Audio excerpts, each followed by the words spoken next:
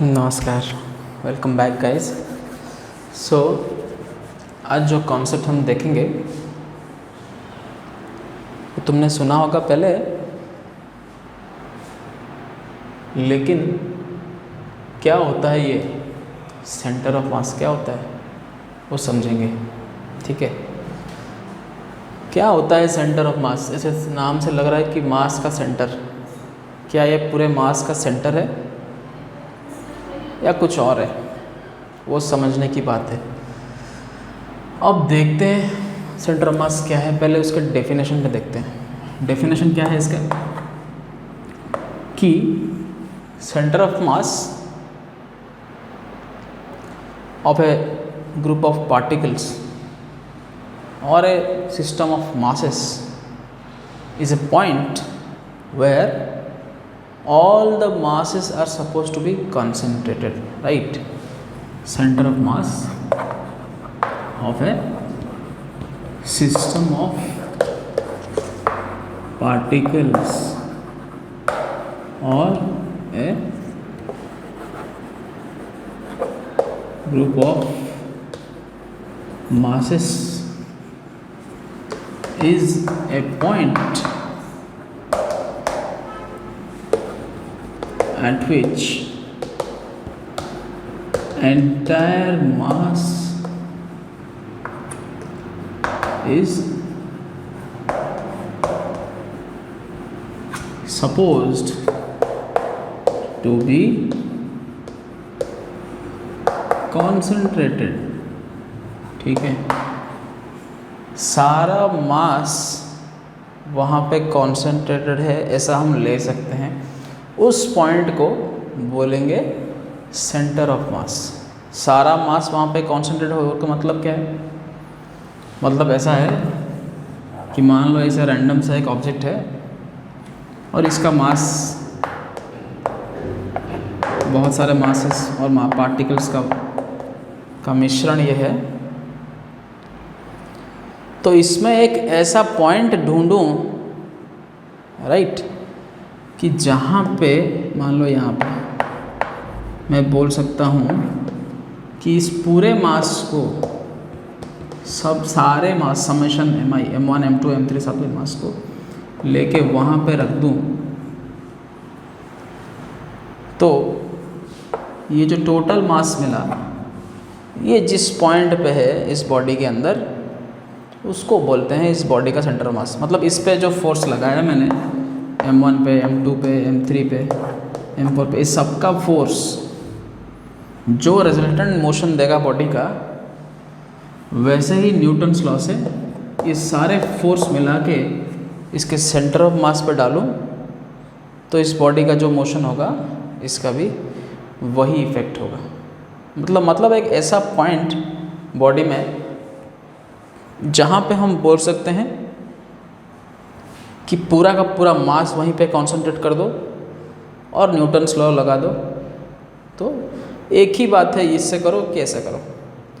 तो ये बहुत वैल्यूएबल है। इसीलिए वैल्यूएबल है क्योंकि ऐसे तो निकालेंगे तो दिक्कत आ जाएगी। All the points, different points, if you calculate the forces and apply Newton's law, it's very difficult. Rather we will apply the same Newton's law and force and laws of motion here, supposing the whole body is now concentrated at this point. So इसका जो motion होगा body का भी वही motion होगा, इसका जो acceleration होगा पूरे बॉडी पे एक्सेलरेशन वही होगा। तो ऐसा पॉइंट है जो पूरा एक रिजिड सिस्टम बॉडीज़ को, एक कॉम्प्लेक्स बॉडी को कन्वर्ट कर देता है एक छोटे पॉइंट में और एज्यूम करता है कि सारा मास वहीं पे कॉन्सेंट्रेटेड है। मतलब वहाँ पे फोर्स डालो और इस जगह हर जगह फोर्स डालो तो एक ही बात है। तो ऐसा उसका डेफिनेशन है। अब ऐसा डेफिनेशन तो है, लेकिन है क्या? चलो देखते हैं क्या इसको निकाला जा सकता है कि नहीं। अब बॉडी तो 3 डायमेंशनल है, हमें पता है 3 डायमेंशनल ऑब्जेक्ट होते हैं, लेकिन हम सिर्फ x डायरेक्शन में उसका डिस्टेंस लेंगे हमारे सिंप्लिसिटी के लिए। y और z एक्सिस में भी इसका सेंटर ऑफ मास निकाला जा सकता है। और ऐसा बोल सकते हैं कि कोई पॉइंट 2, 4 और 6 3 डायमेंशनल प्लेन में इस पॉइंट पे x2 है, y4 है और z एक्सिस में 6, वहाँ पे उसका सेंटर ऑफ मास है, ये बोल सकते हैं। लेकिन हम सिर्फ x एक्सिस की बात देखेंगे अभी, क्योंकि बाकी दोनों तो निकल जाएंगे अगर x वाले समझ गए। तो अब भूल जाओ कि 3 डायमेंशनल है और बस x displacement in the x direction, उस पर ही ध्यान रखो, ठीक है। तो ये पूरा बॉडी है, इसमें सारे मासेस हैं। यहाँ पे m1 है, m2 है, यहाँ पे m3 है और उनका करेस्पॉन्डिंग डिस्टेंस भी x3, x2 और x1 है, ठीक है, अंडरस्टूड। तो इस बॉडी को ऐसे ही बहुत सारे मासेस हैं, हमने बस 3 मास लिया हमारे अंडरस्टैंडिंग के लिए, ठीक है। अब ध्यान से देखो क्या होता है। अब इस बॉडी पे जो नेट फोर्स लग रहा होगा वो कौन सा फोर्स है? वो जो नेट फोर्स लग रहा होगा वो क्या होगा? वो force on particle m1, on m2, on m3, on m4, on m5 up to mn, सारे फोर्सेस का सम होगा। ये सुनो, सारे फोर्सेस का सम ही होगा, नेट फोर्स यही होगा। अच्छा, ये जो नेट फोर्स है ये फिर कितना हो गया? इसको हम बोल सकते हैं समेशन ऑफ F, बोल सकते हैं अभी के लिए। तो सारे फोर्सेस का सम जो आया वो इतना आया। अब ये जो कॉरेस्पॉन्डिंग F1, F2, F3 है, मतलब forces on mass m1, m2, m3 up to mn, ये सब भी क्या है? ये होगा m1a1, ये होगा m2a2, ऐसे ही चलता चला जाएगा। मतलब इसका करेस्पॉन्डिंग मास इनटू इसका करेस्पॉन्डिंग एक्सेलरेशन। तो सारे बॉडीज़ का देखो कितना मुश्किल हो रहा है, लेकिन समझ तो पा रहे हो। तो अभी देखते हैं नेट फोर्स जो है वो कितना होगा। वो होगा m1a1, m2a2 प्लस m3a3, ऐसे ही सबका फोर्स निकाला और ऐड किया, जो आएगा नेट फोर्स बॉडी पे उतना ही होगा, है ना। मान लो पूरे बॉडी को छोटे छोटे पार्टिकल्स में डिवाइड कर दिए m1, m2 में, और सबके ऊपर फोर्स निकाल लिया, सबका सम यही होगा। अच्छा, तुम्हें पता है ये जो एक्सेलरेशन है ये क्या है? चेंज ऑफ वेलोसिटी, और वेलोसिटी जो है वो चेंज ऑफ पोजीशन है। तो अगर डेरिवेटिव का थोड़ा सा भी ध्यान है तो एक्सेलरेशन जो है वो क्या है? डबल डेरिवेटिव ऑफ पोजीशन हो गया, है कि नहीं। मतलब x को लो, एक बार डेरिवेटिव करो, वहाँ से आएगा वेलोसिटी, एक और बार डेरिवेटिव करो, वहाँ से आएगा एक्सेलरेशन। तो इसको जो हम ऐसे लिखते हैं, हायर ऑर्डर डेरिवेटिव बोलते हैं उसको। ये है सेकंड ऑर्डर डेरिवेटिव, मतलब 2 टाइम्स डेरिवेटिव किया गया है, तो इसी से सेकंड ऑर्डर डेरिवेटिव।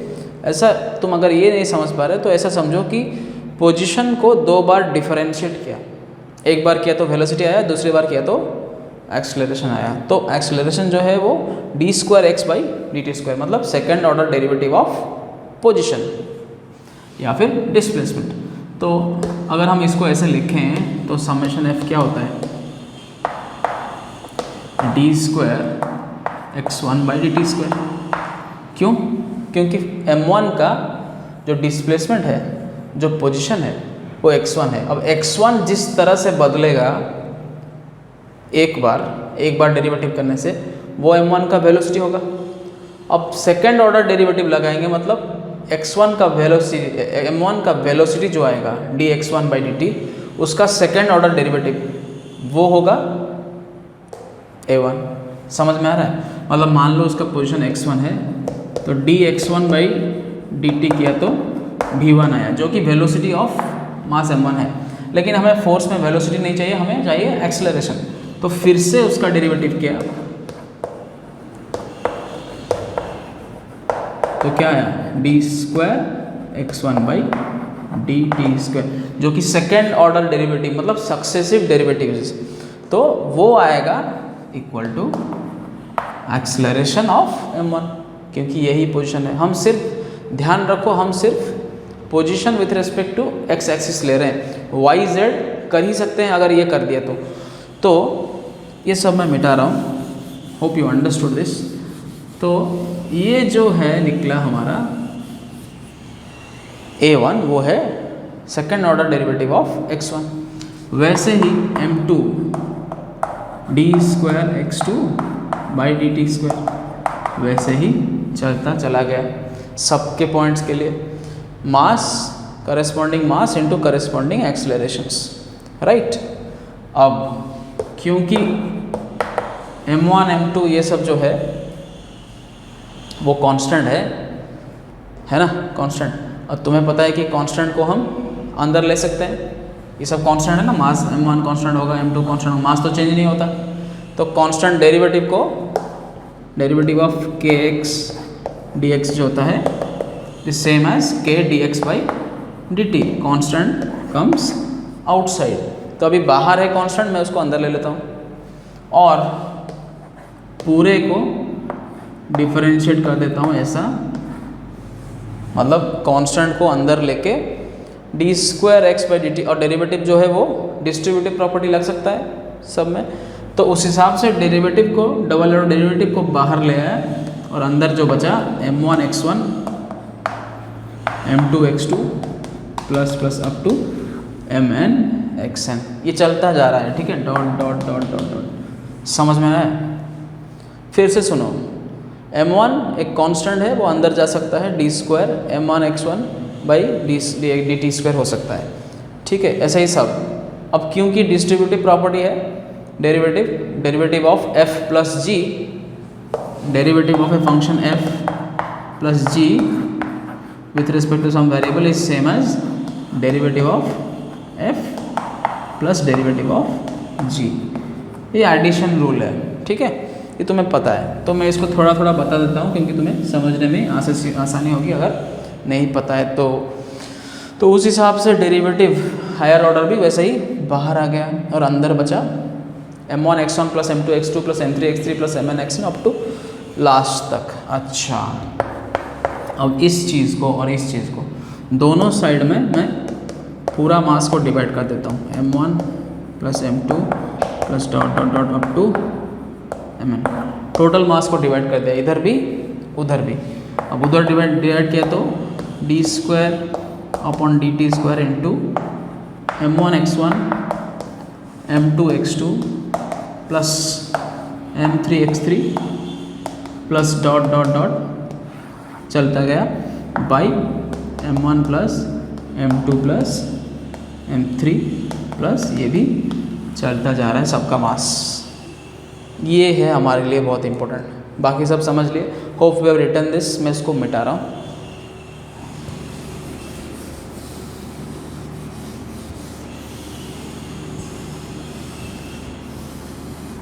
अच्छा ठीक है, तो क्या निकला, net force divided by net mass, मतलब पूरा फोर्स बाई पूरे बॉडी का मास। मान लो कैपिटल M है, टोटल मास M है, m1 m2 m3 सबको मिला के पूरा बॉडी का मास M है।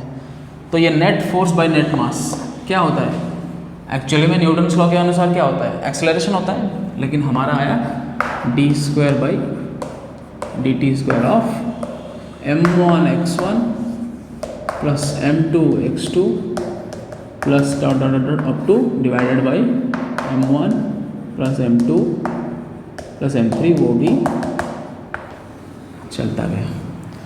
तो अब ध्यान से देखो, net force by mass is nothing but acceleration, मतलब double derivative of some position. अब ये देखो m1 x1 plus m2 x2 plus m3 x3 up to सबका सम बाई टोटल मास, ये क्या है, क्या है खुद बताओ। जैसे एवरेज वेलोसिटी निकालते थे, क्या करते थे, सारा distance travelled by total time taken करते थे कि नहीं। अब सारा डिस्टेंस क्या है, speed 1 into time 1, speed 2 into time 2, speed 3 into time 3। ये देखो ये s की जगह m ले लो, t की जगह x ले लो। तो यहाँ से जो निकलता था, क्या निकलता था? Average velocity. समझ में आ रहा है कि नहीं? उस हिसाब से यहाँ पे क्या आएगा, ध्यान से देखो, m1 x1 x1 m2 x2 m3 x3 plus up to mn xn by m1 plus m2, मतलब x का ही एक वैल्यू आएगा, है ना? क्योंकि ऊपर वेरिएबल क्या है, kg और मीटर, नीचे क्या है, सिर्फ kg। तो kg मीटर टोटल का यूनिट बाई kg, क्या बचा, मीटर। मतलब एक डिस्टेंस आ रहा है कि नहीं?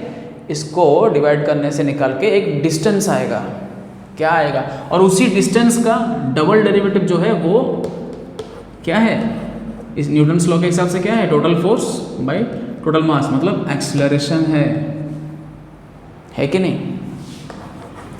D square by D T square, इसको बोल सकते हैं summation mi xi i is equal to 1 to n by summation mi i is equal to 1 to n। ठीक है, तो double derivative of this gives me acceleration. ये जो acceleration आया, ये नेट एक्सेलरेशन है बॉडी का, ये तुम्हें पता है। और ये अंदर ये जो एक्सेलरेशन आया, इसको हम बोलते हैं is the acceleration of centre of mass. ये क्या है, नेट फोर्स बाय टोटल मास। ये है सबसे इंटरेस्टिंग चीज़। अब नेट फोर्स बॉडी पे जितना एक्ट कर रहा है बाय टोटल मास, वो क्या होता है, acceleration of the body. It is same as acceleration of some position we found out from this.